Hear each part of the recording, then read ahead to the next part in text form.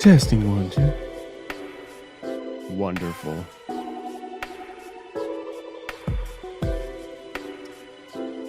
Hope everybody's doing good.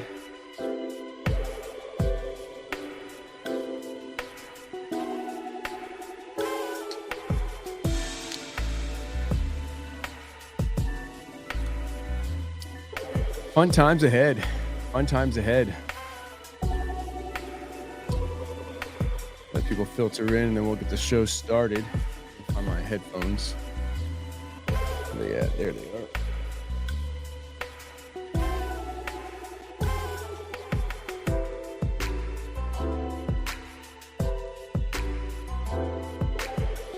All right.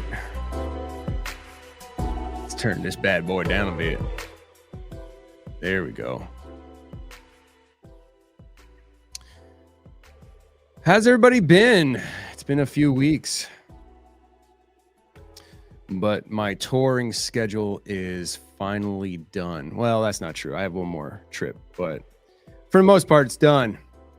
So I don't got to worry about not showing up on Wednesdays. Now it's just a matter of getting here and getting work done on Wednesdays because of the school schedule.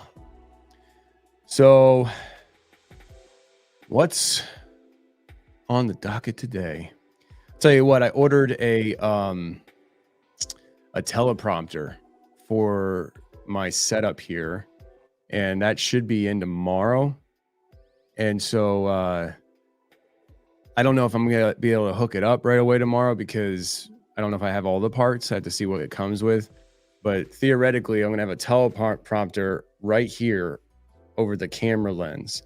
And it's going to actually, I'll be able to actually put up things on my computer on the prompter so I can actually see what I would normally be looking at over here, or down here. And I'll be able to pop it in and out on the prompter. And I'll be able to actually see the screen and just be looking like this. So I'm looking at you the whole time and we're discussing things. And I'm actually seeing what I'm trying to show you. Hopefully it all works out, and if it works out, we will have a more intimate interaction moving forward. I have my doubts though, because usually I buy things and I either need more parts or it's not the part I needed, mess everything up. So we will see. Let me get my audio going here so that I don't forget the important stuff here.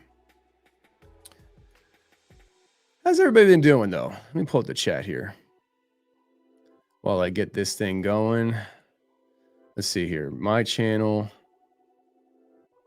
input 5.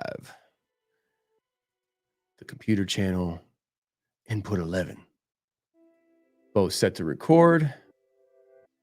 Make that bigger because my eyes are getting bad in my old age. Time. Boom. I think we're set. Let me hang out with you guys in the chat a little bit before we get this show going, though. Sound good? What we got here? Chit chat. Hello, Tony, from your favorite state. That's right, Texas. Texas is not my favorite state. Deborah is lying, passionately lying.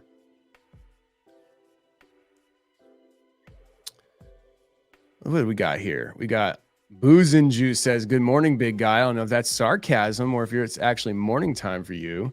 If it's morning time for you, sir, then good morning. Let me turn up some lights over here. I wonder if I have that glowing underneath over here. That's a little late for that now. I should have thought of that before I went live. Oh, well. What we got here? What up, Tony and everyone? Miss Magilicuddy. Miss Magilicuddy. I don't even know what that is. Cool, though.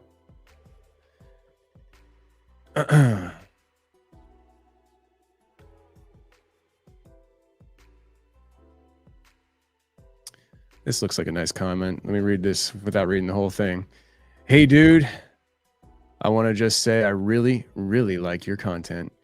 You and your host are awesome dudes, and you guys crack me up. Thanks for all you do. Well, Jeff, I appreciate that, but I'm the only host around here, so I'm not sure what other host you're talking about. But I appreciate it, my friend. Thanks for listening. Thanks for listening. We got SoCal Squatcher. Hello, Tony, and everyone in the chat. What up, man? Steve C. If that's Steve C from Hollow Sky, what up, Steve from Hollow Sky? If not, I still say what up, Steve C. Mac Gill Icuddy or Icuddy. Mac Gill Icuddy. Mac Gill Icuddy. All right. I'm not good at reading those screen names, guys. My reading level is about a third grader. Okay. So we got to keep it simple around here.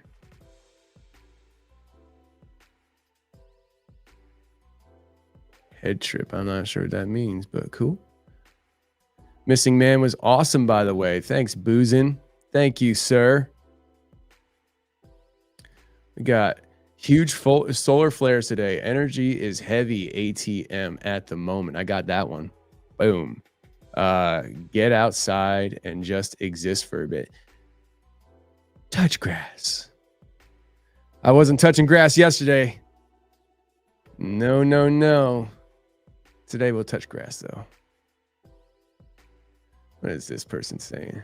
Yo, Tony, you live in the Baltimore area? Heck no. Heck no.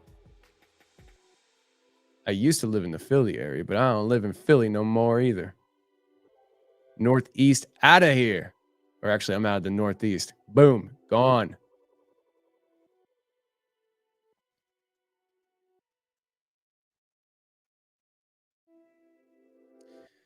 How's the stream looking for you guys? Because on my computer over here, it looks kind of crappy.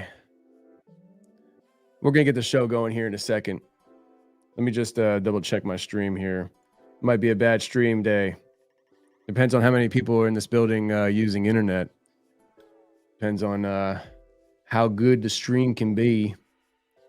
You know, we got that Southern East Tennessee internet here. They just got the internet going here probably about 10, 15 years ago. So can't be asking for too much. Let me click on this piece.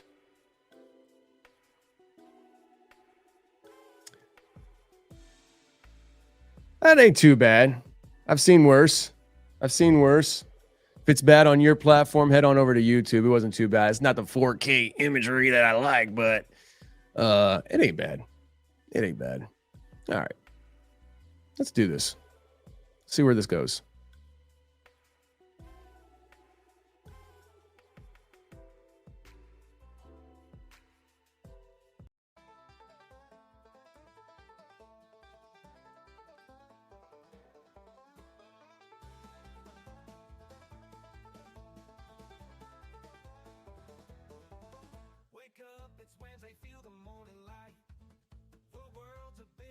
Something feels just right.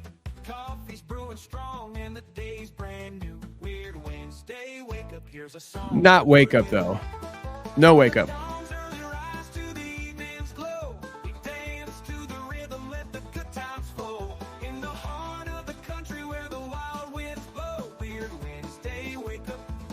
Let your spirit show. Oh yeah. Weird Wednesday, wake up, start your day with a smile. Strum that banjo softly, let's enjoy for a while. Embrace the morning, let your heart take flight. Weird Wednesday, wake up, everything's alright. All right. We got ourselves a weird Wednesday. Not so much a wake up, but we do got ourselves a weird Wednesday. I hope you guys are doing well here on November 6th, 2024. I almost said 14. We're going in the time machine today. So it's going way back there. But no, it is Wednesday, November 6th, 2024. It is a day that had. Let me turn the music up a little bit here. I went quiet there too fast. I went quiet too fast. I needed that little smooth let me down. I hope everybody's doing well here on Wednesday. I wish I could do the Weird Wednesday in the morning more for you, but schedules don't always permit that. So here we are in the afternoon/evening on Wednesday. Though I was considering going live tomorrow morning and saying, it is what it is. But my wife came and picked up my son from the office, and she is taking him to martial arts this evening so that I can be here with you. So, hi. It's been a while. It's been a few weeks, friends. I've been running around all over God's creation, doing events, speaking at different conferences and vending at different festivals. And I'm back. And it was a good time. Last week, I couldn't go. I forget all the things I've done in the past, I don't know, like the last 3 months. I mean, in August, my wife informed me that I was gone for 18 days in August. And then I started off September away for 8 days in Utah. So I can't remember everywhere I've been. Been around the world, friends. But I was last week.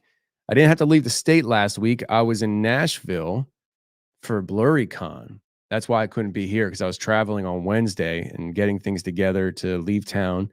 And Blurry Con was on Thursday and Friday last week. And it was a sold out house for both days. And I'll tell you what, friends, I think that the Blurry Creatures podcast, quite honestly, puts on a better show, a better live show than I'm drawing a blank. Like, I can't think of a time that I've been to any event ever, anywhere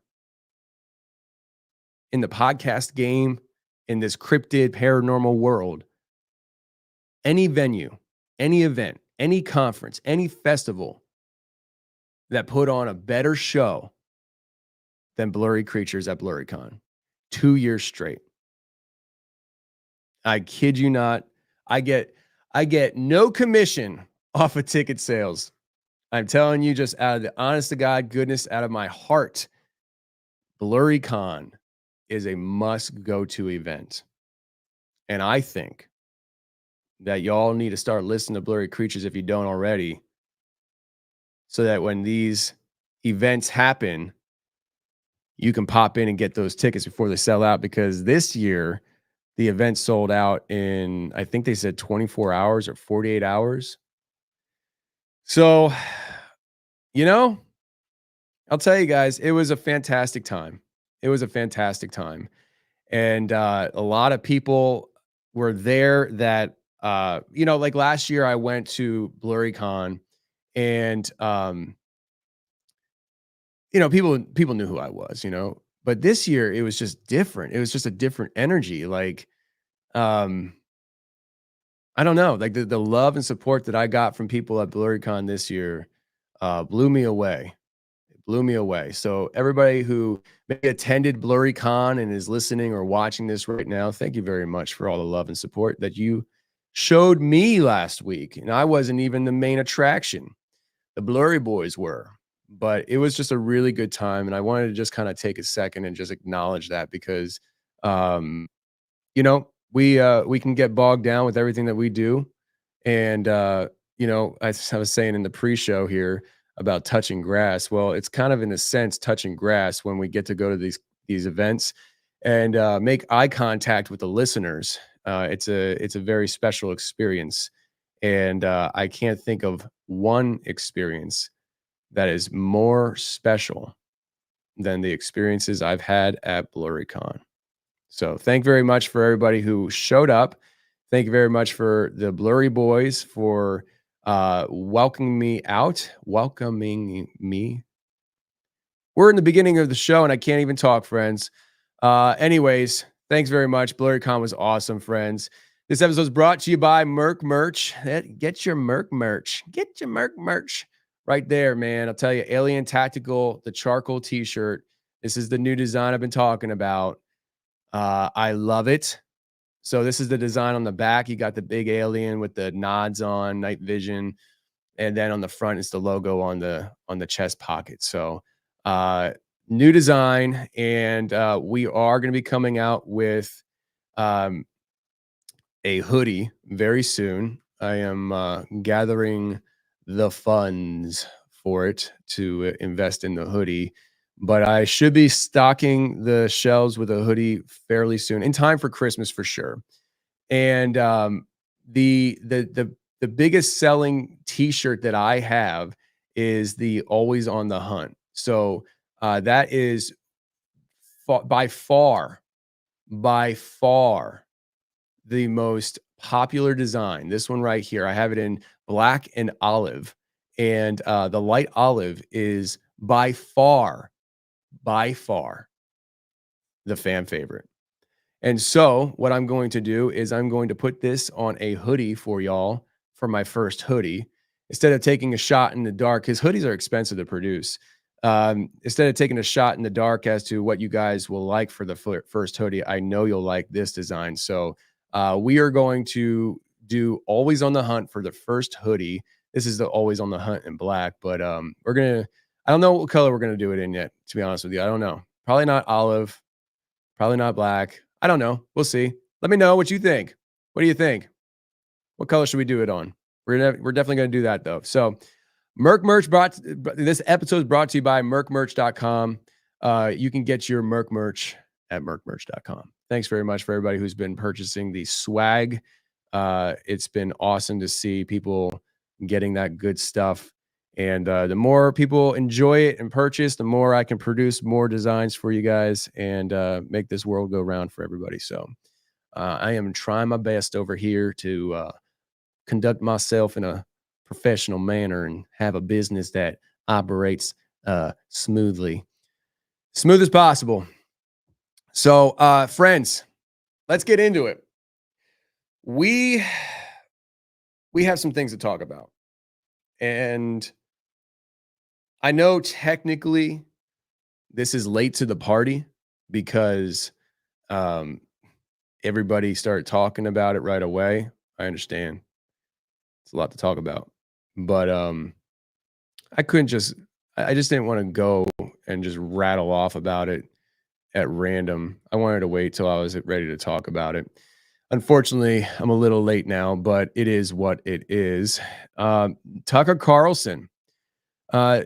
Last week, I think it was on Thursday or Friday. I know I was in Nashville, and I think I woke up, and one of the first things I saw was a video that we'll play here in a second for you of Tucker Carlson talking about being attacked by a demonic entity. And this stuff is becoming more and more talked about by people that, if you're my age or older, you really wouldn't have grown up thinking that people of this kind of quote unquote stature in society, notoriety maybe is the better word, would have these experiences or have them and talk about them. This is a very new thing. And I think that it is just beginning. We are going to start having more and more people like this coming out and talking about it because it's no longer taboo. And the more people get the memo that it's no longer taboo, they will talk about it. And it's gonna become a thing where eventually it might even be getting there already. Maybe not for you or I, but people who aren't really into the topics to begin with, hardcore, they're gonna start glossing over it, I think, and they're gonna be like, okay, bro, cool story. Been there, done that, heard it before, all that stuff. But we shouldn't gloss over it. This stuff is going to be only getting more and more powerful as time goes on. So um, I think we just need to kind of take it in and understand it and digest it while it is available to be digested. Um, Here it is. This is a trailer for a documentary that is going to be coming out called Christianities. I've been talking to the director of Christianities, and he and I briefly, no dates set, but we have discussed, him and I connecting and just discussing the documentary. We didn't even discuss the idea of doing it on air. We just kind of, I don't want, without giving all the details away, we just kind of briefly discussed getting together in the new year and just having a good conversation. So maybe you can look forward to that if it makes it an episode, but I don't know if we're actually planning on sitting down behind microphones as much as I might just take him out to dinner and have a conversation. But he is still looking to fund this documentary. This is a documentary that's still active in the funding. And so if you go to christianitiesmovie.com, I believe it is, that's just off the top of my dome. Let me just make sure. Let me just make sure that's actually the website. It is christianitiesmovie.com. Man, am I good? You know, like, geez, I haven't looked at that thing in like, I don't know, a week. And I remember that website. I'm hearing like a little mic noise. A little mic noise. That's going to annoy me. We'll fix that later. Anyways, back to the topic at hand. Let's watch this trailer. It's not even a trailer. It's a segment from what they shot with Tucker Carlson talking about being attacked by demonic entities. I'm going to hit play on this and hopefully you can hear it. Do you think the presence of evil is kickstarting people to wonder about the good? That's what happened to me. That's what happened to you? Oh yeah, I had a direct experience with it.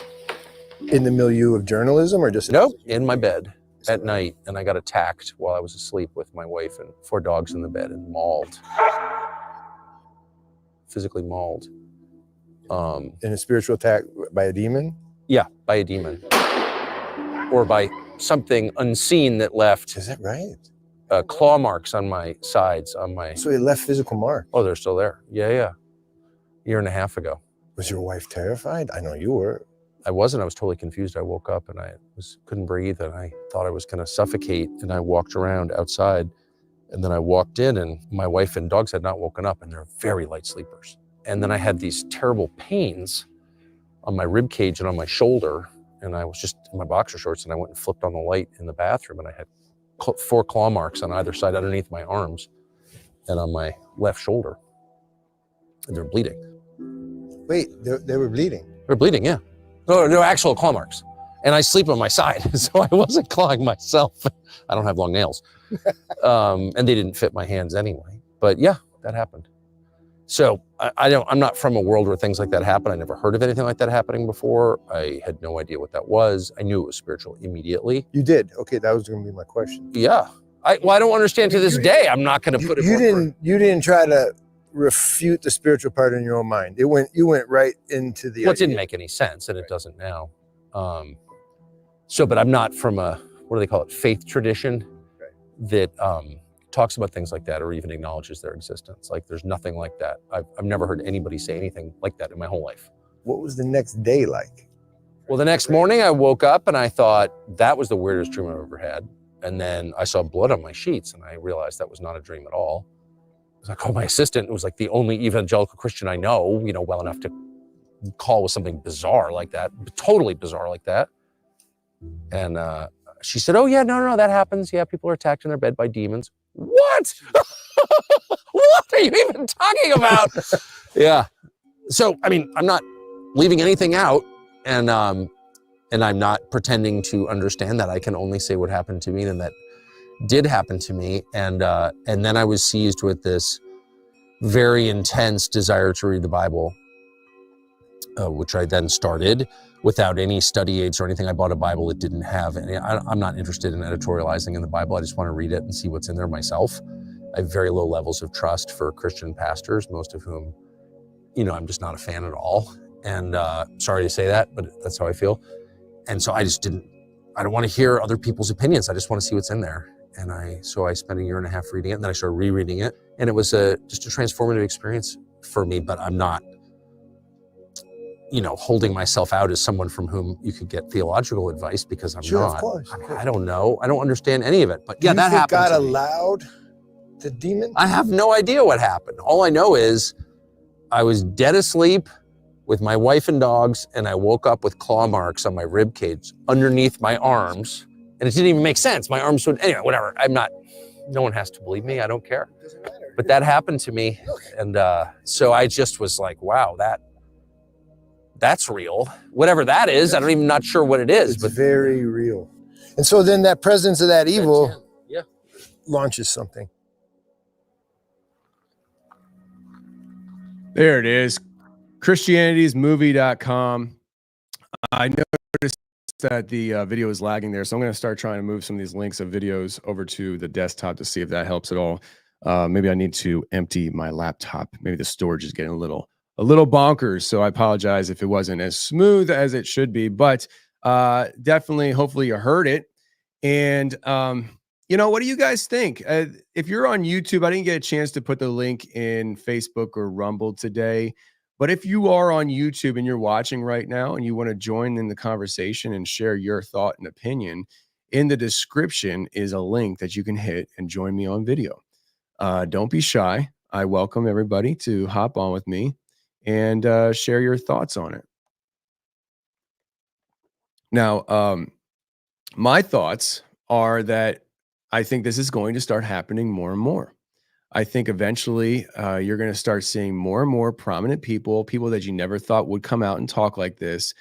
People who maybe right now say that there is no God, there is no other side of things, there is no other realm.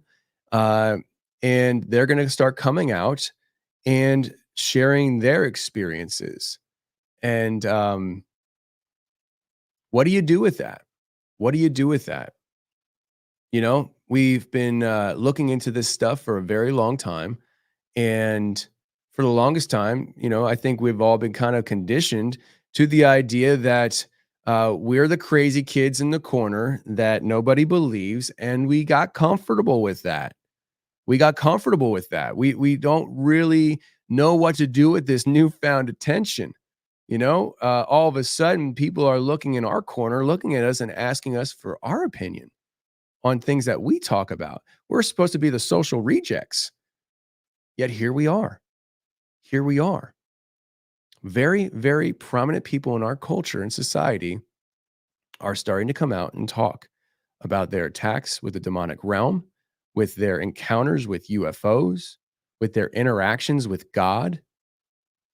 All of a sudden, our culture and society is turning into a theistic society. Why? Why are we all of a sudden, as a culture and society, starting to look at things through a spiritual lens? My entire life, it hasn't been like that. I was taught growing up the scientific viewpoint and worldview, and in grade school, it was just it was what it was. The idea that there could be a spiritual significance to creation and the things happening around us was not discussed. But here we are. And I have a feeling it's going to continue to go down that road. We've seen it throughout my life. We have seen it. We've seen people sell their soul to Satan, and they talk about it, and we've been conditioned to say, oh, they're just kidding. They're not serious, because certainly they don't believe that Satan exists. But now that we're starting to turn a corner, and the people who used to think that was ridiculous and think that people who would say such things were doing it just to get headlines and just goof around, now those people are starting to have their spiritual experiences, and it's giving us pause, because now we're just not the crazy kids in the corner.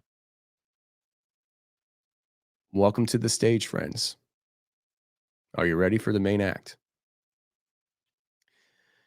I am trying to prepare and be ready for such a time as this. I'm working on sitting down with a very prominent person in our world. Many people, if not all people that are listening to me, know who this person is or have heard of them.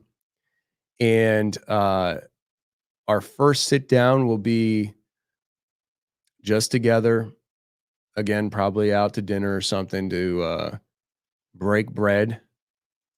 I want the person to understand where I'm coming from, my heart in it. But this person has been getting exposed to a lot of people and their opinions and perspectives on what this reality, UFO phenomena, interdimensional existence is. And I know some of the people that they're talking to,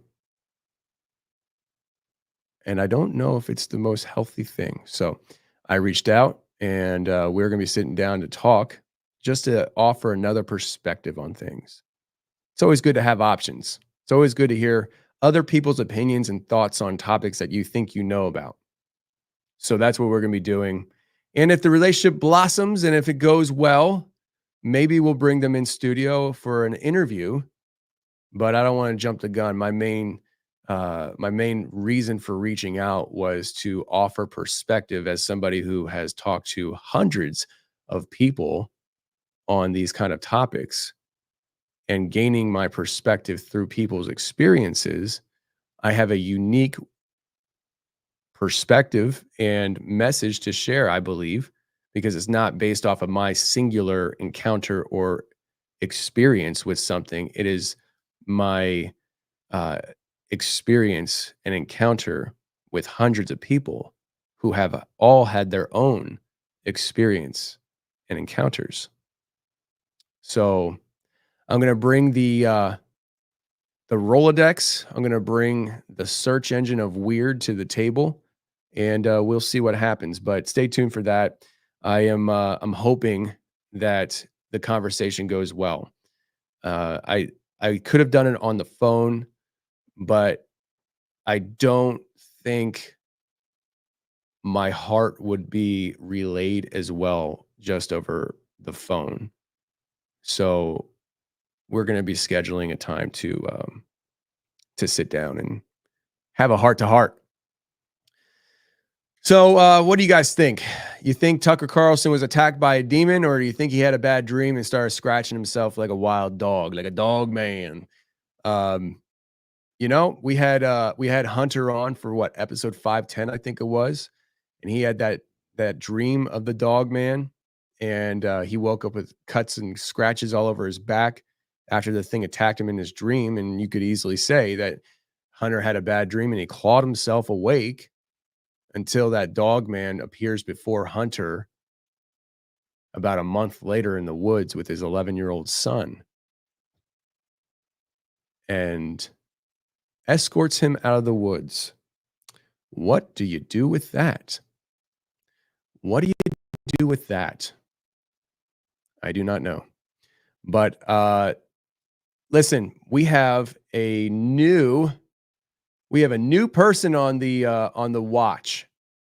Somebody who I have never heard of before. Many of you may have heard of this person, but I've never heard of this person. And this story is pretty interesting. And I will tell you that this person that I will be talking about here, I reached out to. Let me check my email to see if I got a response yet. We've been talking, and he is unable to come on my show right now for personal reasons. And nope, no reply. And I hit him up today again, just to let him know I was going to be talking about his story, and told him if the opportunity ever strikes, I'd love to have him on the show. But today we're going to talk about a man named Clif High. How many people have heard of Clif High? Apparently, he's been around a long time. And, you know,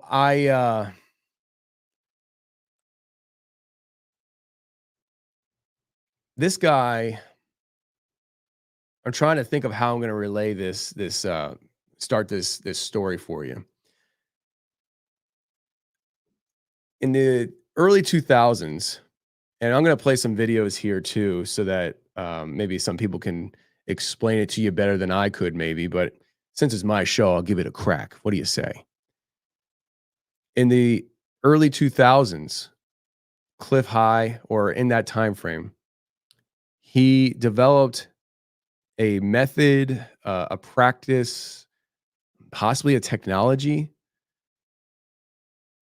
He developed something that it scoured the internet, and it would take people's comments and blog posts, and it would analyze the emotion behind that post, that comment. And it went into some kind of math, I assume, math equation, and it would give future predictions. Where's my notes at? It would give future predictions, and these future predictions come in pairs almost. There's a precursor event, and then there's the main event, I'd say.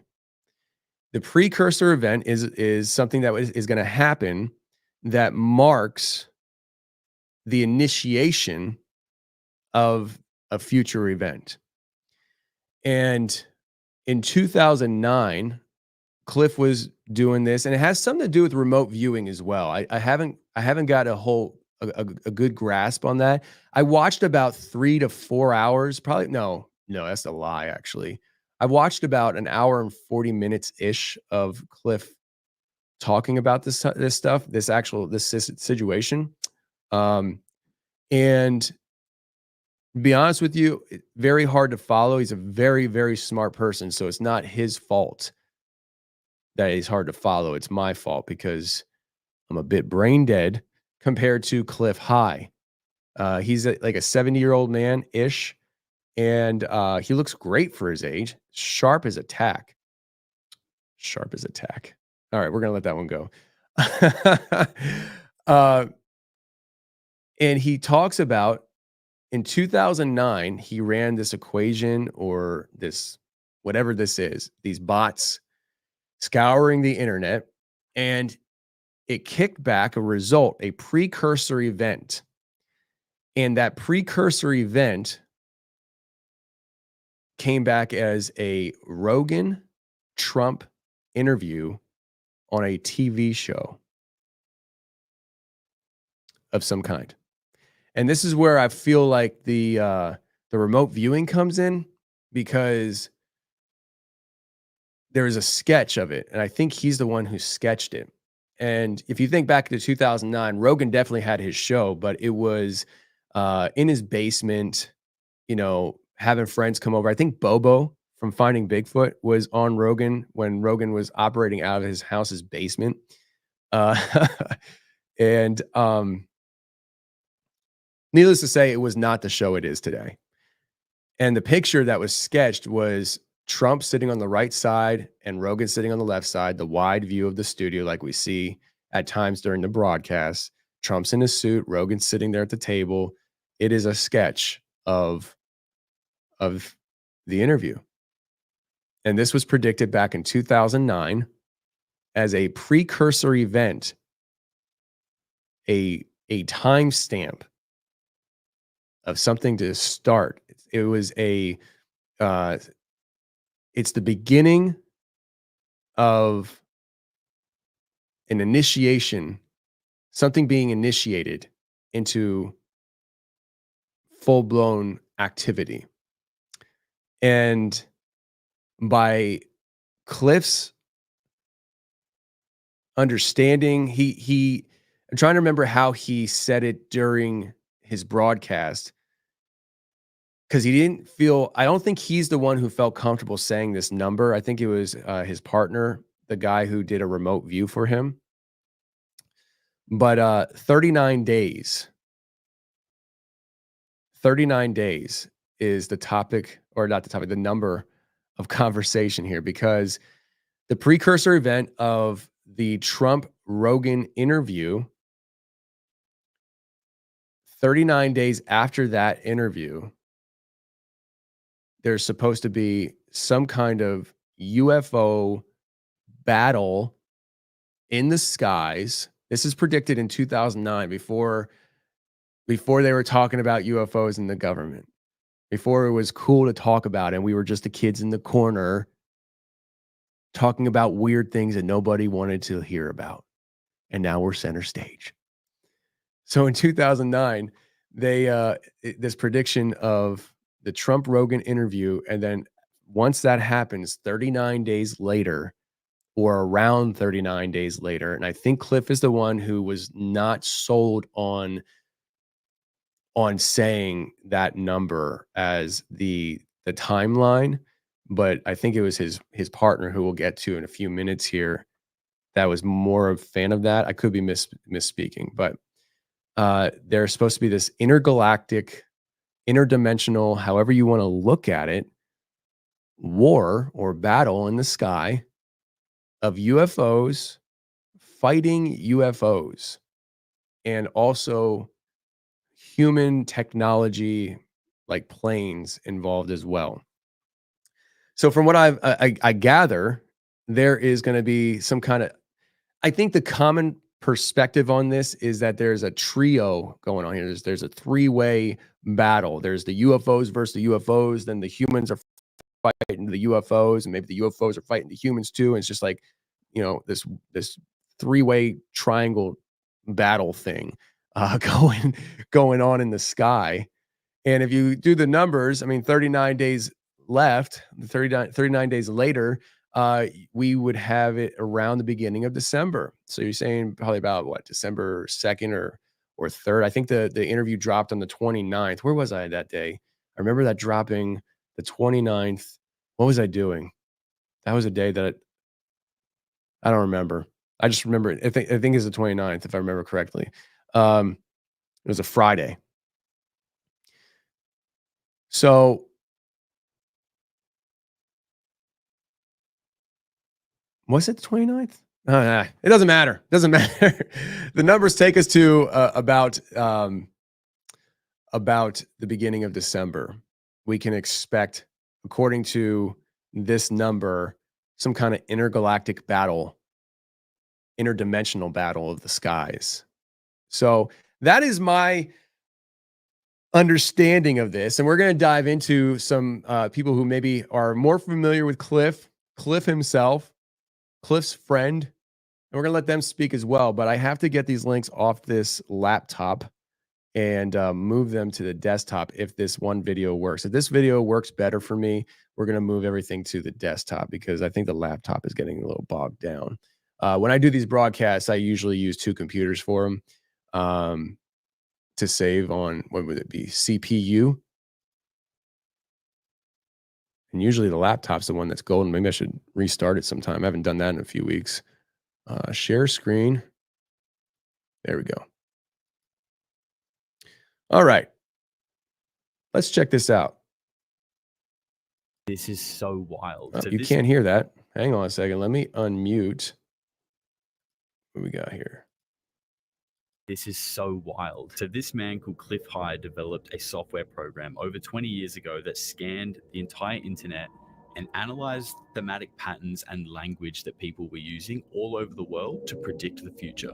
Clif High believed in our individual subconscious intuition, but he also believed in our interconnected consciousness that we all draw from, whether we're aware of it or not. So using a technique that he called predictive linguistics, he wrote a program that was able to analyze all the keywords and phrases and thematic patterns and assign them an emotional value. It then uses a formula to gauge our emotional tensions and write a report on events that will happen in the future. Now, these predictions all came with a precondition that Clif called temporal markers. And that's kind of like a precursor event, like a trigger event that has to happen before the prediction will come true. So the prediction will not happen until or unless the temporal marker or the trigger event happens first. So what did this program predict? Way back in 2009, this is crazy, honestly. The software program reported of a battle in our skies that got chaotic and out of hand between military jets and UFOs, and also, interestingly, UFOs against other UFOs. And this would mark the beginning of an era where non-human intelligence became a part of our everyday reality. And this was all to take place roughly 39 days after the trigger event happened, so after that temporal marker event. And that temporal marker event was Donald Trump being interviewed by Joe Rogan, which just happened the other day and is already the biggest podcast of all time. But let me explain why this is so wild. In 2009, when this prediction was made, Joe Rogan was far from being a household name like he is today. His podcast, The Joe Rogan Experience, had its very first episode in December 2009. And back then, it was literally just Joe and a couple of his mates on their webcams in their lounge room. He had hosted Fear Factor, and he was the commentator for the UFC back then, but even then, the UFC was way smaller than what it is today. And Donald Trump being the president was not even in the conversation. In 2009, he was just a real estate mogul and the guy from The Apprentice. This kind of prediction back then was so far out of left field that it was hardly given any further thought by Clif himself. And now, in 2024, President Donald Trump has just been on the Joe Rogan Experience, the biggest podcast in the world. And at the same time, we have so many military whistleblowers, Harvard lawyers, Stanford scientists, all coming out and saying UFOs and non-human intelligence are very real, and that we, the public, need to be made aware of this before it's potentially catastrophically forced upon us. The world is so crazy right now. Wow. Okay. So what do you guys think about that? You call BS, or are you digging what the feller here on TikTok is dishing? Listen, I thought that this was going to be easily looked into and be like, oh, Clif doesn't even exist. I found Clif. He does exist. He's been around a long time, and he's been talking about this stuff for a real long time. And he, like I said before, he is so smart. He's a super smart person, highly intelligent. And I really want to talk to the guy. I told him today, I said, listen, man, like, I'm going to be talking about you today on the show, and I'm not going to be able to do it justice. So anytime that you feel like you could talk to me, even if it's at midnight, I'll come into the studio and we'll hammer something out. So I'm really hopeful that one day I get a chance to talk to Clif High, because man, that's some wild stuff. And so Clip, and now these next clips here I'm going to share with you guys are different people that are involved with this story in one way or another. I'm just trying to find my text messages here now so I can pull up these stupid links. There we go. All right. So this next one here, let me pull this up. All right, cool. So this next one here is this guy here did the remote view for Clif High. I don't know how to pronounce his last name. His name's Dick Alger, Allgire. And he is, I guess, the one that remote viewed the Rogan-Trump interview. So we're going to hear from him, because they did two conversations. Both of them are about 20 minutes long. We're not going to go through that, but the very beginning of the part two kind of lays some groundwork that they didn't do in the first one that I feel is important for you guys to maybe hear from Dick as well on how this all kind of works. So pull up the screen share again. There we go. Cool. Let me put this over there. We're gonna have a commercial, right? Yeah, of course we are. For the sport in which they gender identify with. Leah Thomas is. Today we are giving away these beautiful Trump Fighting for America gold coins, absolutely free. There we go. Other crypto fans, Dick Allgire here. This segment is going to be part two of my conversation with Clif High, talking about Joe Rogan and Donald Trump appearing on the Joe Rogan show. something we remote viewed and published several months ago.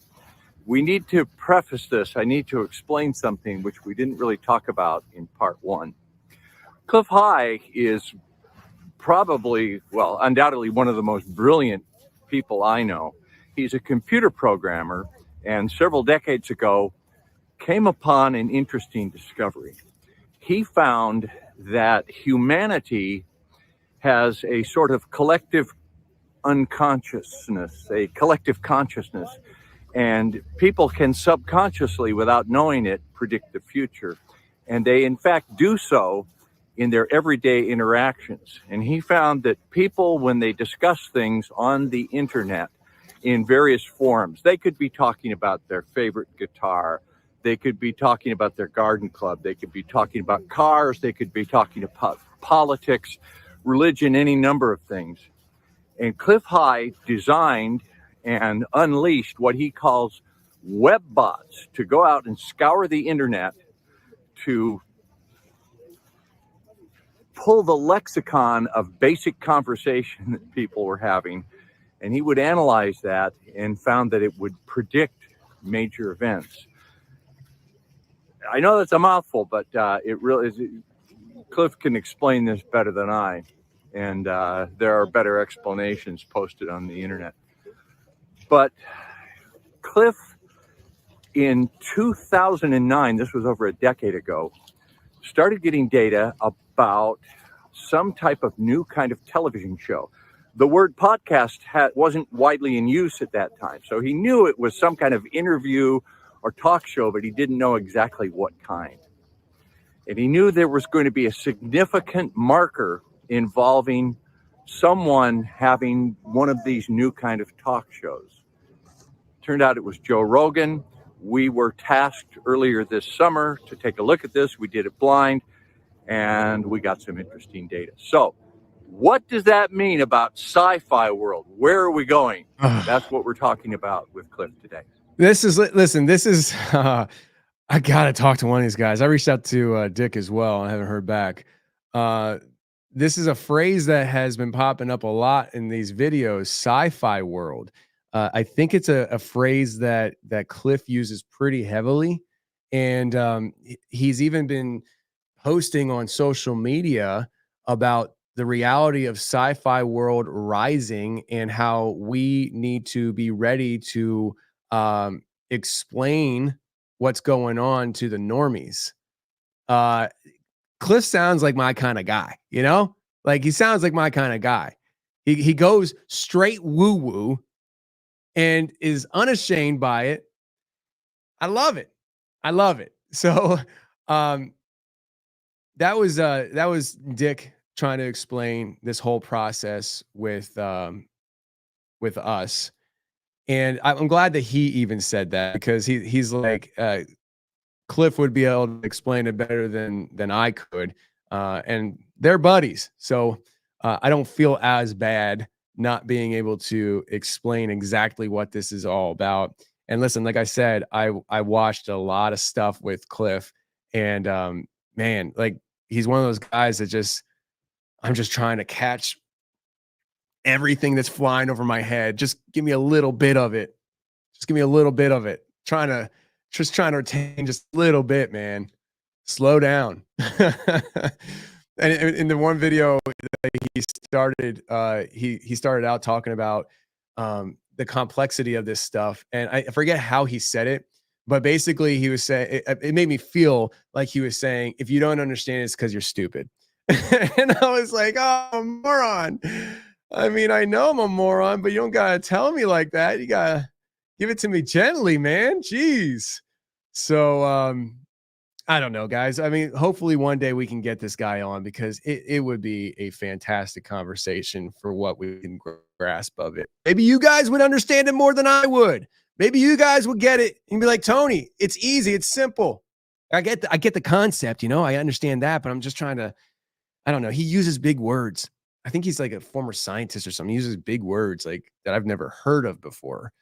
And I'm just trying to make it to the finish line. You know what I mean? I'm just trying to make it to the finish line. I'm not trying to win the race here. Just trying to get to the finish line and see what the big picture is, you know? Anyways, so let me go to this next link here. And yes, cool. All right. Let me pull that over there. This next link here is so I've heard Clif talk about this sci-fi world several times. He's mentioned sci-fi world many times. And in this video, what you're about to see is actually the sketch that I was talking about. And the host of this conversation asked him to kind of define what sci-fi world is. And I thought it'd be good, more for me than you.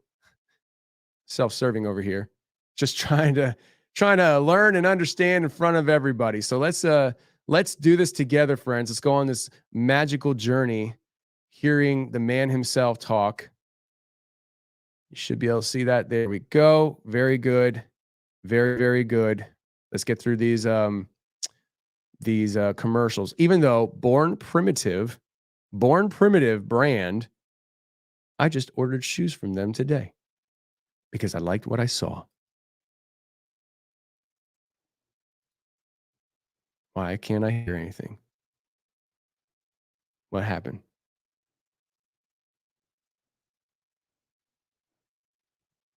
Is there volume? We'll find out in a second. What is going on? Why does it keep playing this? This is actually not my fault. Hello, everyone. I'm Jean-Claude Beyond Mystic, and welcome to this. There we go. There's like 3 commercials of no audio. Same commercial 3 times. What is going on back there? What is going on back there? Okay, let me find this timestamp here. Where are we at? About 3:58-ish. Let me pull that up. Commercials. Better sleep. It also helps you fight disease Killing and aging. Watch this video everywhere, right? Right. Before we go too far, too, we kind of spoke about this with Penny Kelly on the show last week, and she says, "What does Clif mean by sci-fi world?" I was apparently way too far down into the ramifications of that split in that timeline or that demarcation. But explain to you what that demarcation actually means, Clif. Well, okay, so it's evolved over time. Okay, because initially, sci-fi world back in 2009. Was just like, oh, flying cars, houses in the sky, Jetson kind of stuff, right? Now it's Industrial really, Revolution, kind of Renaissance, innovation boom, all that stuff. Yeah, all of that kind of stuff. However, now what I'm thinking it really does mark is the cessation of the old grit model that dominates physics and going into the ontological model. I have no idea what you're the kind of physics that the UFOs use, okay? Because you have to understand, this is like, this would be like everybody on the planet using water wheels to grind all their food and all of this kind of stuff, and also water wheels that powered belted roads, okay? And you'd have big belts, you'd stand on the belt, and the water wheel would power somewhere a distant water wheel would get power, and this road would move you. Okay, that's a particular kind of a paradigm. And it's like you've lived all your life in that paradigm, and then one day the water wheels go away, and you suddenly have cars and roads that don't move, but you move on the road. So you see, there's a different kind of a thing, right? If the road is like a basic conveyor belt underneath you, you're going to have a different kind of a paradigm about reality than if you're driving a car and you're self-motivating and so on. This is exactly the kind of analogy that we face now, because we're coming into a schism in our own minds based on this new physics that's going to be coming on out, because everything changes with this new physics. It's not simply that you can travel out of time, right, from point A to point B in just a flash. It's not merely that. It is everything that allows that is an entirely different paradigm than humans have ever had to live with, or excuse me, than humans have lived with since this Kali Yuga. And since the 1700s, we've been dominated by Einsteinian grit model, gradually taking over and getting rid of Tesla, getting rid of all of Leclerc Maxwell and all of this kind of stuff in the 1800s, where they knew they were dealing with ether, right? Yeah. And Boscovich, all of these people. So a huge amount of our history died in order to get Einstein and the grit model with relativity and special relativity accepted. And then it's gone nowhere. We've got 100 years of dead space with little tiny incremental improvements and stuff. And the only reason we have the technology we have now is because they used radar created with tubes, vacuum tube radar, to shoot down UFOs. And then they found digital circuit boards, Velcro, network fibers, fiber optics, all of this kind of stuff. And so that's the reason we have the technologies we have now.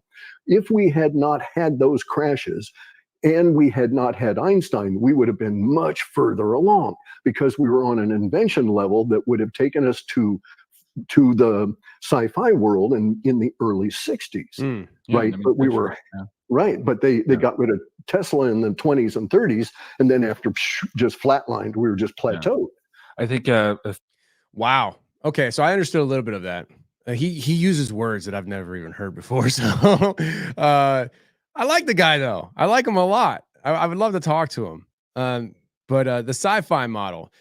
So essentially, we would already be on this new sci-fi world back in the 60s, he said, if they wouldn't have taken out people.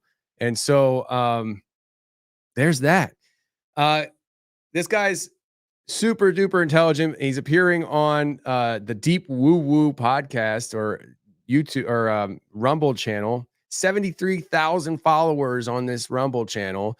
Man, Jean Claude killing it. But anyways, so that's a little bit of taste of the sci-fi world that Clif believes. Maybe I'm misspeaking here, but I believe Clif is saying that the ushering in of the sci-fi world will start because the precursor event of the Trump-Rogan interview has happened.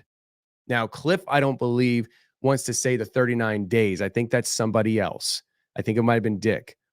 But I believe that they're saying that this sci-fi world is now going to start really being ushered in, possibly starting tomorrow.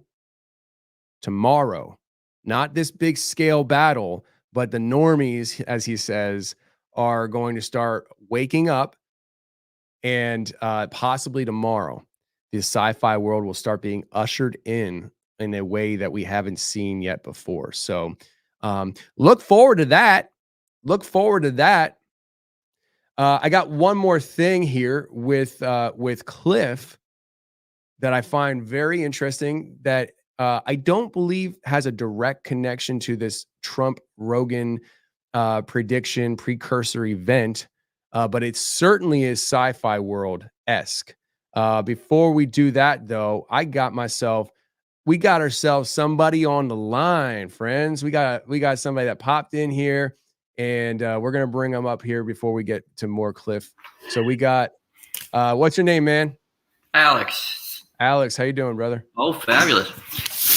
Yeah, so that Clif guy just said, no, the other guy, talking about that Kali Yugas. I was listening to this guy named Ian Ferguson on, I forget whose show he was on. Anyways, he was saying right now we're dealing with this battle of Molochians versus Luciferians.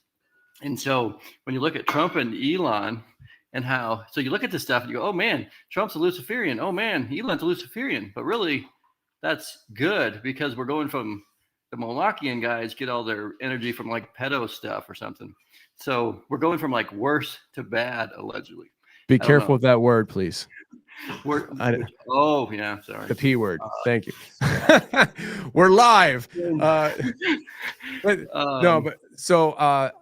I personally think that neither is good, for the record. Yeah, right. But I see the argument. What you're talking about is the lesser of two evils, essentially. Right. And it's a real strange, like this guy is super new agey and out to, I don't agree with everything he says, but it's just super interesting because it gave me some positive hope because you go, now, I mean, I am a Christian, but you go, when you look at this stuff and you go, because everyone is so invested in Trump as being this white knight, craziness, but then you go, but there's so much weirdness around it all, and you go, how do you rectify this? So in my mind, now I don't get into the whole, astrology, astronomy. I'm really confused on that stuff, but I don't know. It was just so interesting because I think he's quasi right because all the Satanists and the Luciferian folks say 2025 is their year. This Kali Yuga thing supposedly starts like March 31st or something, 2025. I don't know. But I don't know. It's just interesting. And then something to do with that, back to the chronovisor guy and the whole Project Looking Glass and all that stuff. The other Clif High, same guy or a different guy. Anyways, he was saying something to do with they could look so far into the future and then some random event wouldn't allow it to see any farther or something like that. Have you heard that before when you? Yeah. And I don't know. Was that Clif High? I don't know. I listened to a whole bunch of different guys in reference to Looking Glass and whatever all those similar adjacent programs were. But yeah, they were all kind of saying, or I don't remember who said it. Anyways, because it was like Groundhog Day, where he would try it a certain way and they would keep trying to do this stuff with, remote viewers or whatever. And then it would, they couldn't modify a certain thing. Now, I don't understand how any of that stuff works. I don't even know if I believe it right, but it's still, there's something going on. I mean, something's going on. I mean, we all know something's going on. I mean, now how much of it all is just BS and how much of it is just collective unconsciousness steering type of stuff? If they could get everyone committed to rah, rah, rah, yeah, Trump, or I don't know, because it's just so unnatural, I feel. But I think definitely I think a lot of people feel like what Cliff is saying. I mean, it's like we're living in sci-fi world, and if we're just beginning the stages of that, then we're up for a wild ride, and hopefully I can keep up. But Alex, man, I'm gonna let you go so I can keep the show moving. I appreciate you hopping on with me and sharing. Oh yeah. All right, man. See you. Indeed. All right. Thanks, Alex, for hopping on. So let's actually kind of piggyback off of what Alex was saying and bring up this next one. And let me just pull this up here. Yes. Put that there. Now, this next one here, and let me just find the timestamp too, 47:46. Okay. I got to move it to the 47:46 time mark. So we're pretty well into this whole thing. And it's an hour-long video. And towards the end, he talks about this thing. I don't know how to pronounce the word, but it's a place. And what he is saying to me sounds like he's talking about like piercing realms and a land that is reminiscent of the Upside Down from Stranger Things. So I don't know. Let's give it a shot. Let me know what you think. All right. So there's Cliff, and he's about to drop a name that I don't know. I can't remember what it's pronounced like. Here we go. Anyway, and that references some of the Hurrian stuff, okay? And so what I wanted to get into was this concept of the Jadu, all right? Which is, I think, it's where we get the Jedi stuff from. But it's J-A-D-U.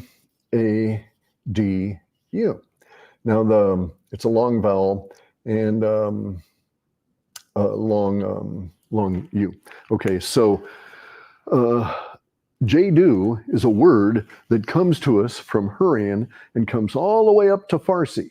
And we have this word in Farsi now as Jadugar.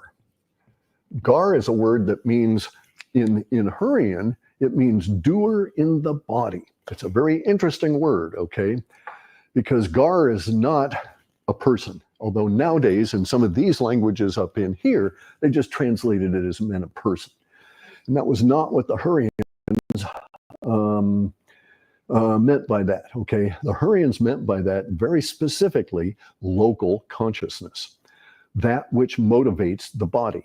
So the technical definition for the gar word is doer in the body, the person that, the being that moves the body of the person into and doing all of this stuff, right? Because without without local consciousness, there is no motive action. There's no movement or anything. Basically, you're dead or you're unconscious. Okay, so the Hurrians were very sophisticated this way. It's really striking.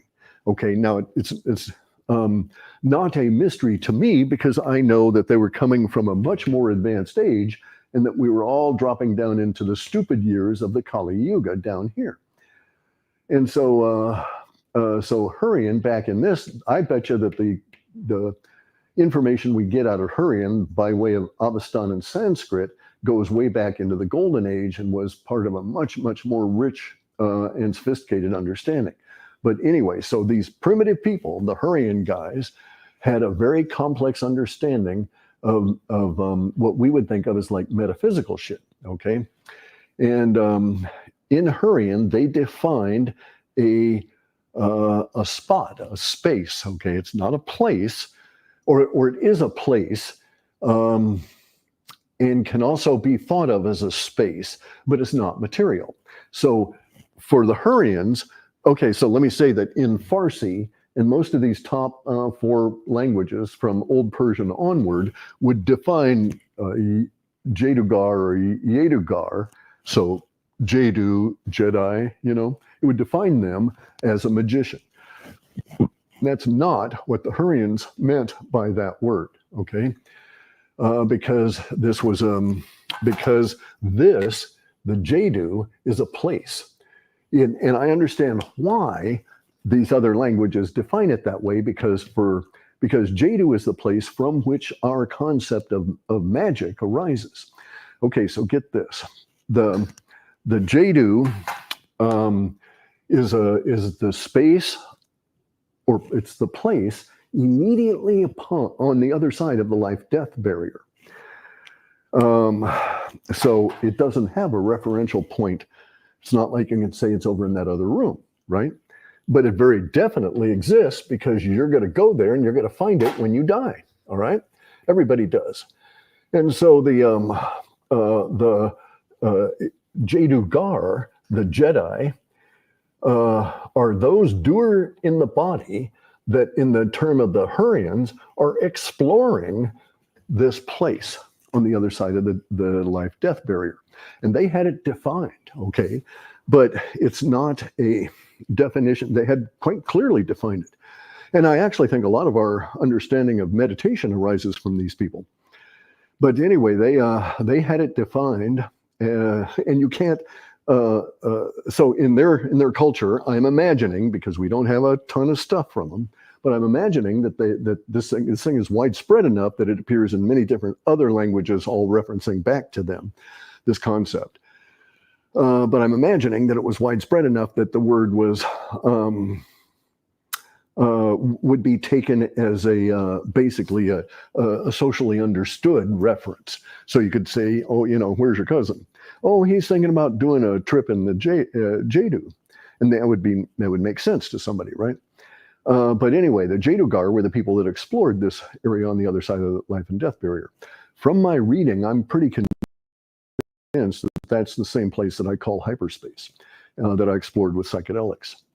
The Jadugar were defined as those people that had a space in time, okay? And that space was 33 hours. And so there's a lot of, we have 33 segments in our spine. The Freemasons and all these people get all bent out of shape about the number 33. David Wilcott goes crazy about it. All of these kind of people, right? It's supposedly a power number and this kind of thing. Anyway, though, so 33 hours after you died, you had to come back. or you didn't come back. Okay, so there was no 34-hour Jadugar. All the Jadugar made it back within 33 hours.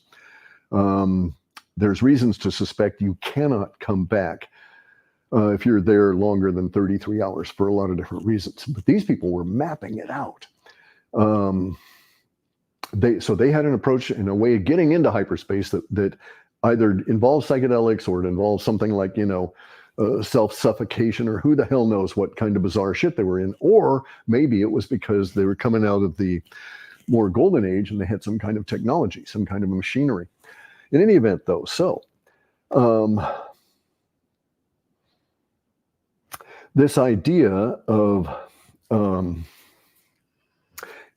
getting new forms of measurement, a new understanding of what is still currently thought of as Cartesian space, but getting a new understanding of that, such that this understanding converts that complicated understanding of our three-dimensional space into a complexity, is also tied in to all of this shit here. Okay, so it's I'm making some assumptions, and I'm making some assumptions relative to what I've read about what these people did and what they went through, and the fact that this has a particular language history, and all of this stuff coming up relative to the TM and the melee with the UFOs, right? And I'm relating all those together, and coming up to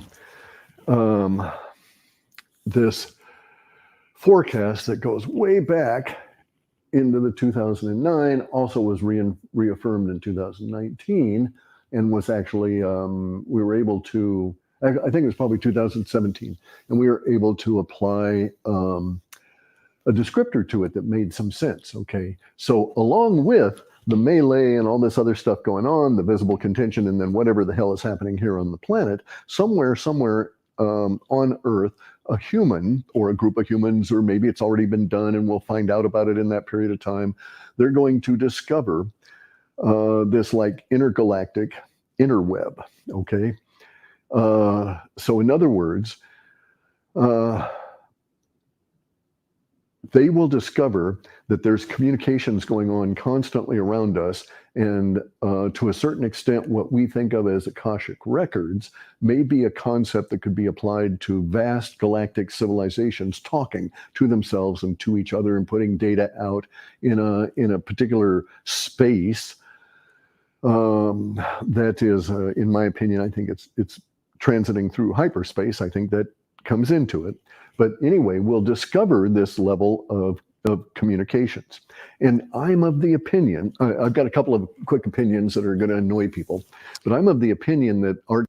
All right, you guys can finish watching some other time. Because listen, this is like an hour. You ever watch one of those videos where it's like, it's so jam-packed with information that the hour goes by super fast? You look at your watch like, man, I don't have another hour, but I want to go back and watch that for another hour. And then you do it. And then after that, you're like, okay, we're going to pick that back up again tomorrow. I'm going to do it a third time. That is what this video is.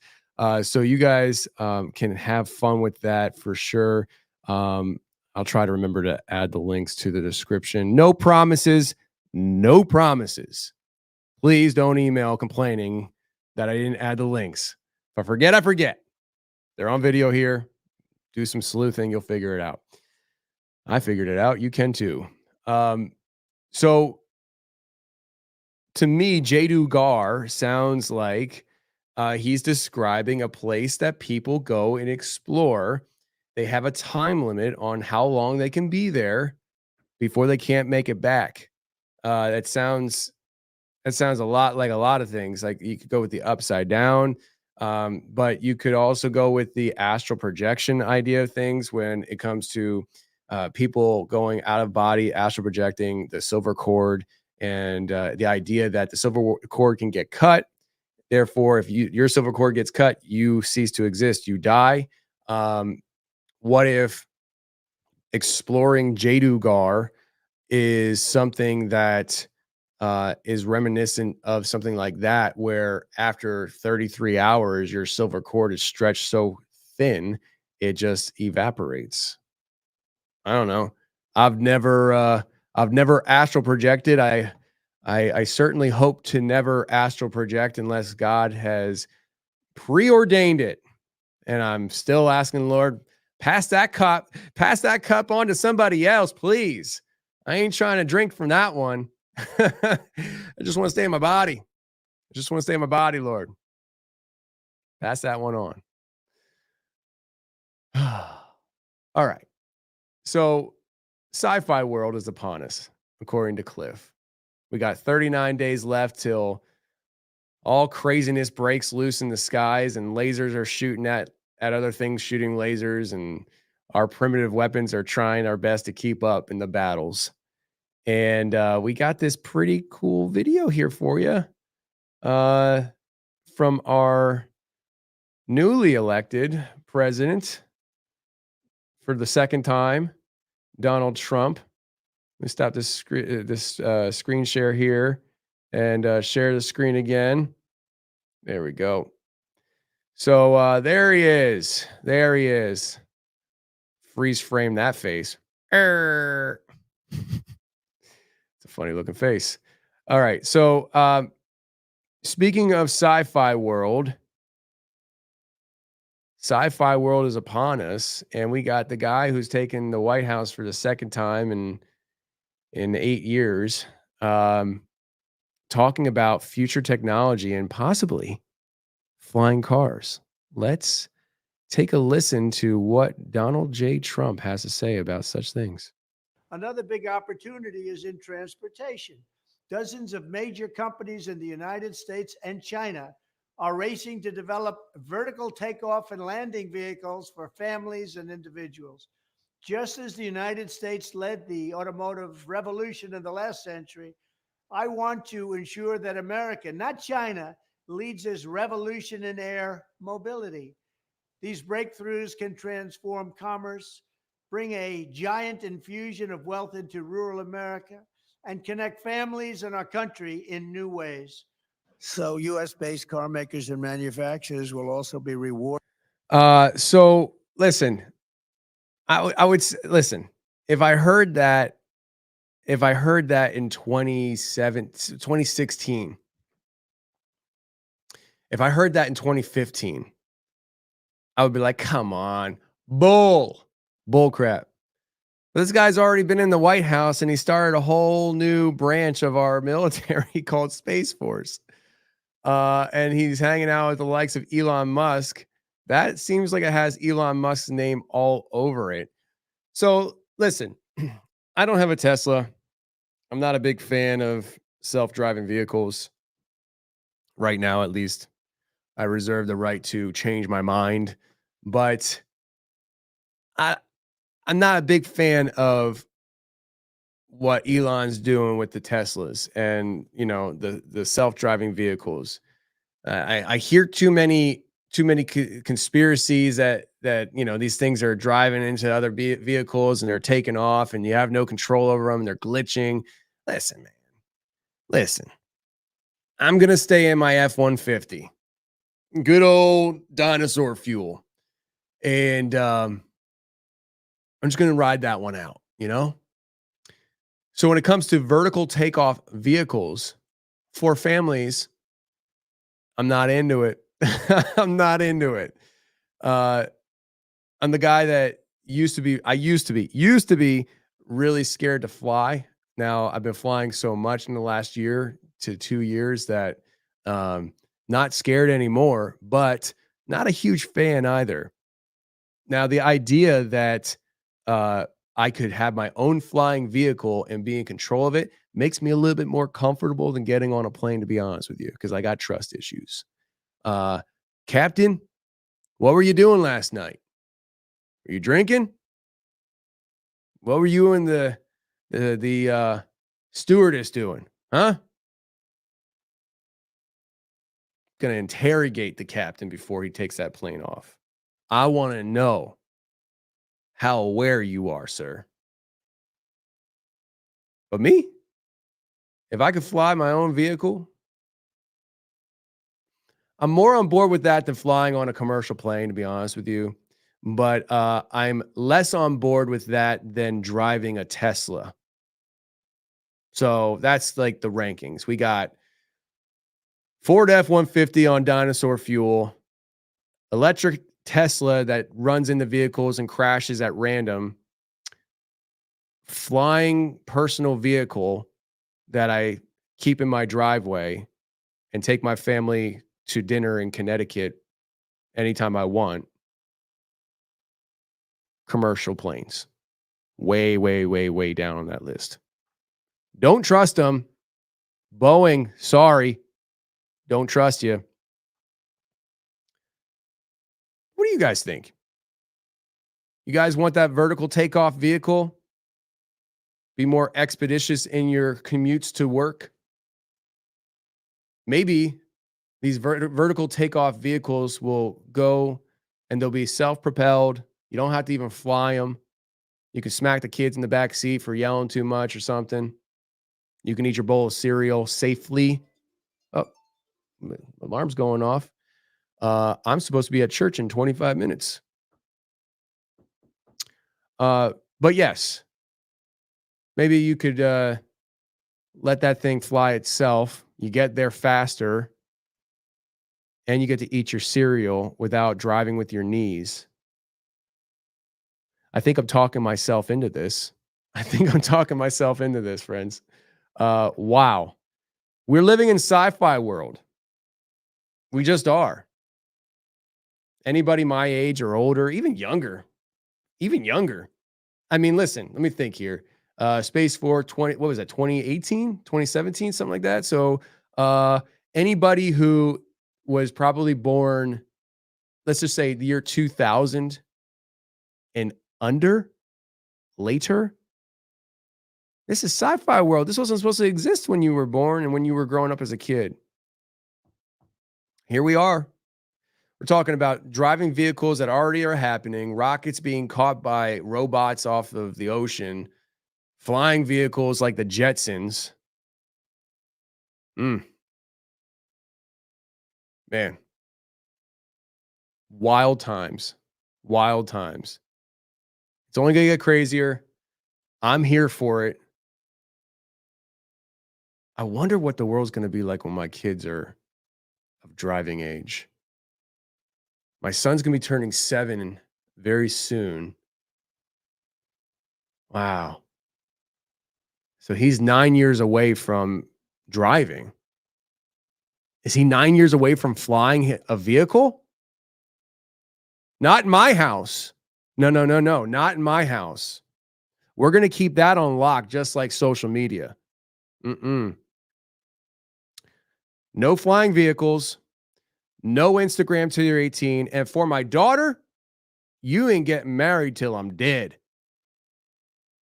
I'm the only man that's allowed to love you.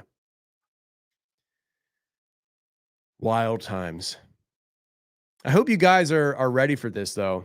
I think it's going to get really, really crazy over the next 5. What year are we? About to turn 20. Yeah, let's just say the next 5 years. So by the time we get to 2030, buckle up. It's going to get bonkers. And many of you are ready for it. I am.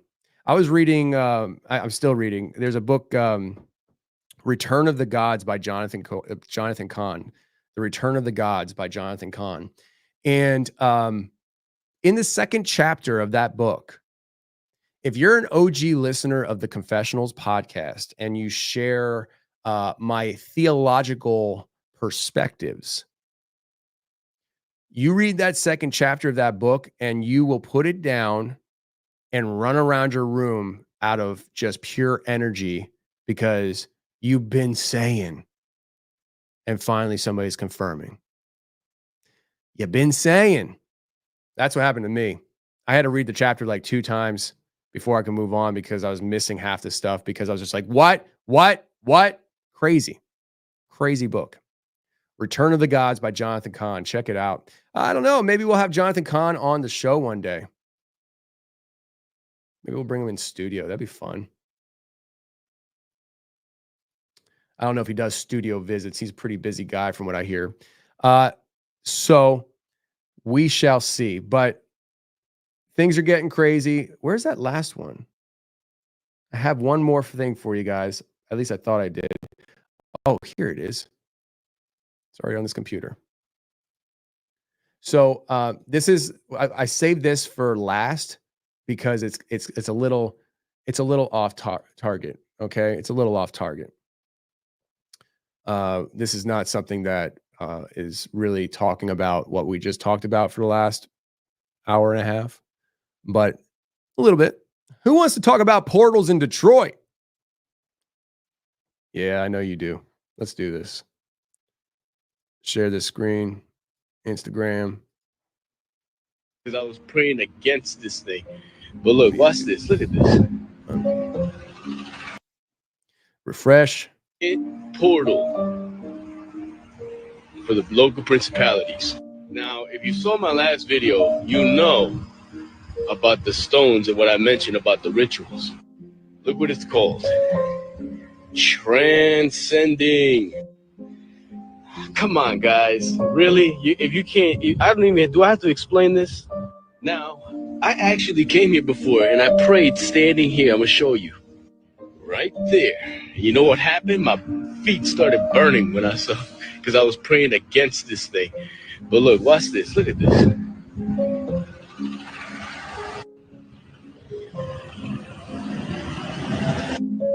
Look at these hands. Fallen ones. Now, I know they're going to tell you that it's supposed to represent certain things, but all this stuff has spiritual symbology to it. And all these stones, it's a channel energy. It's big part of a big old ritual.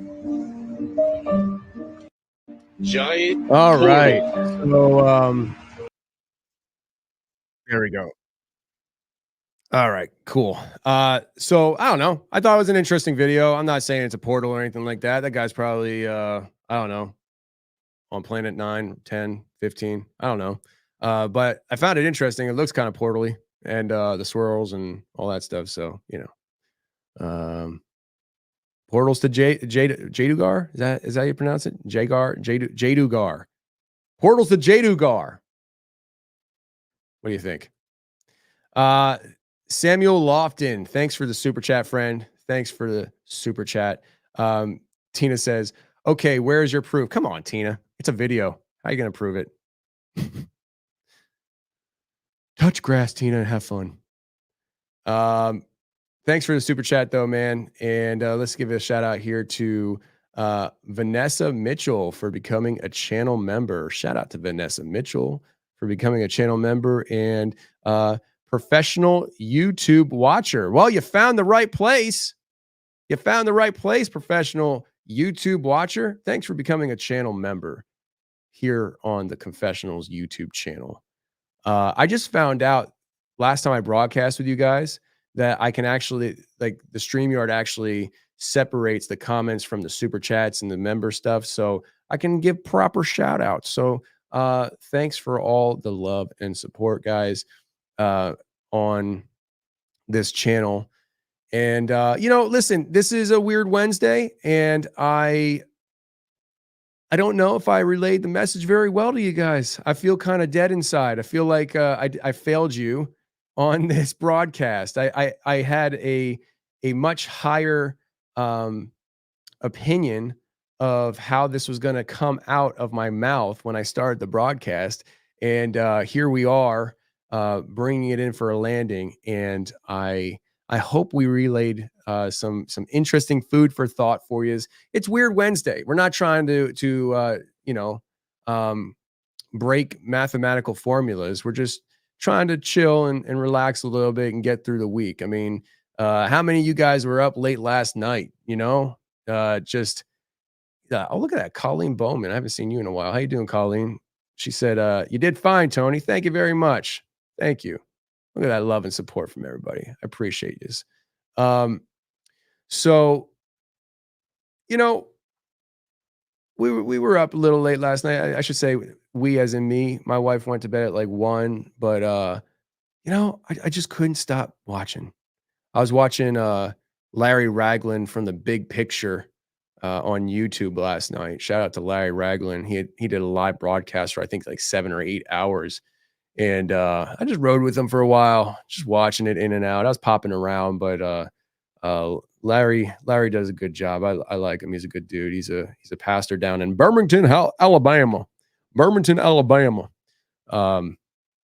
Good people over there. So, but yeah, I was up until about 3:30 in the morning, and then I'm laying on the couch, turned off the TV, and this thought crossed my mind.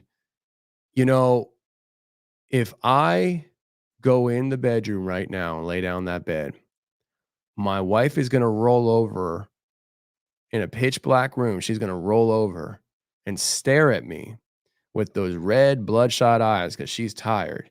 Those things are going to be glowing in the dark, piercing through my soul. Yeah, I wasn't trying to do that. So I just slept on the couch. I just slept on the couch. I was not trying to get the look from my wife for trying to sneak into the bed at night without waking her up. Wasn't going to do that. So I slept on the couch. I finally fell asleep probably around 3:30ish. Woke up at 6:30, got ready, was out the house by 7:15. And here we are. Here we are, winding it down. I'm going to get out of here. I'm probably not going to be going to church now. Missed Bible study this week. We're starting to go through the book of Revelation in Wednesday night Bible studies. And, the book of Revelation is a book that I never totally understood. I don't know if anybody really truly has a firm grasp on it. Like people who are like, oh, I know, but then like you have somebody else saying something completely different, and my situation is this. I've always found myself in a situation where I hear different opinions on topics that I don't personally understand fully to begin with. And so I'm like, well, if you guys can't agree, where does that leave me?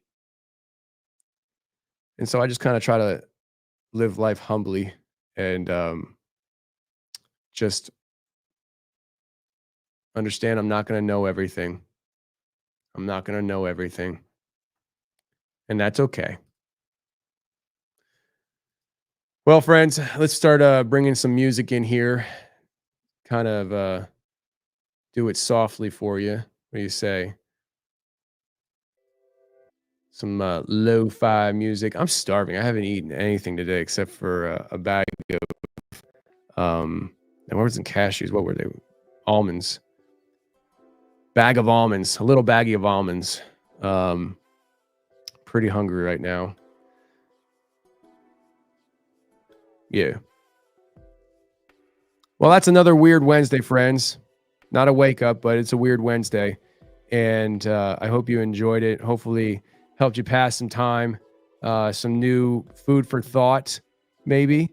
Maybe you picked up some information that you didn't know before, or maybe like you're like me, you never heard of Clif High before, and you're like, ooh, this guy sounds interesting. Let me dig on Clif. I saw somebody in the chat a while ago say that sometimes he's kind of a hit and miss with interviews. So maybe one day, I don't know. But listen, this episode was brought to you by merkmerch.com. That's merkmerch.com. Go ahead and get your Merk merch. New designs. We got this one here. The alien hand. 6 fingers like the logo.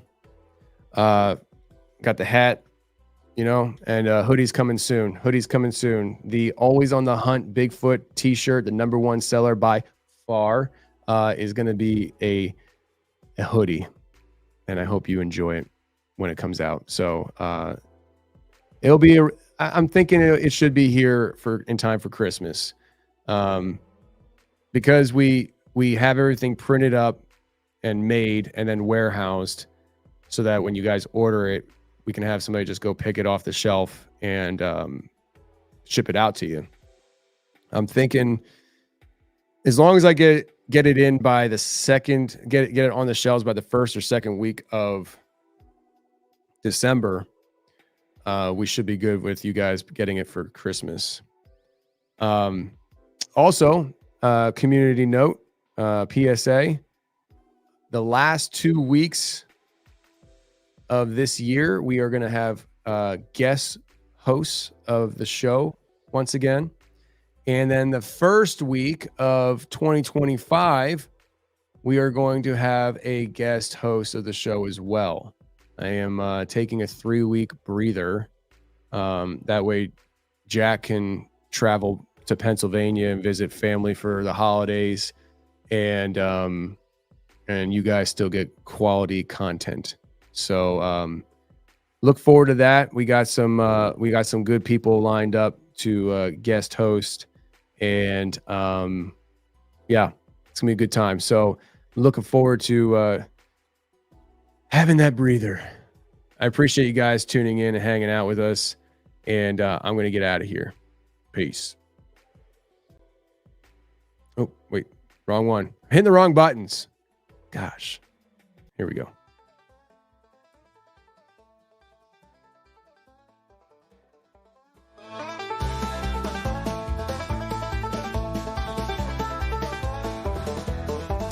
Wake up, it's Wednesday, feel the morning light.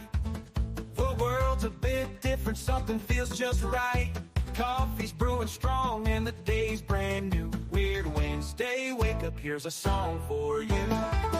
From the dawn's early rise to the evening's glow, we dance to the rhythm, let the good times flow. In the heart of the country where the wild winds blow. Weird Wednesday, wake up, let your spirit show.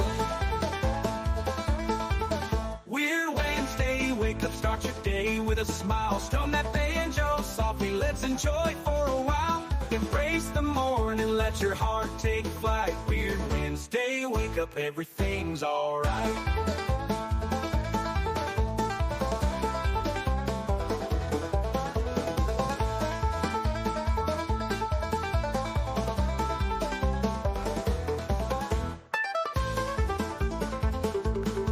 Wake up, it's Wednesday, feel the morning light.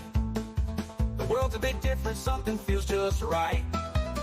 Coffee's brewing strong, and the day's brand new. Weird Wednesday, wake up, here's a song for you.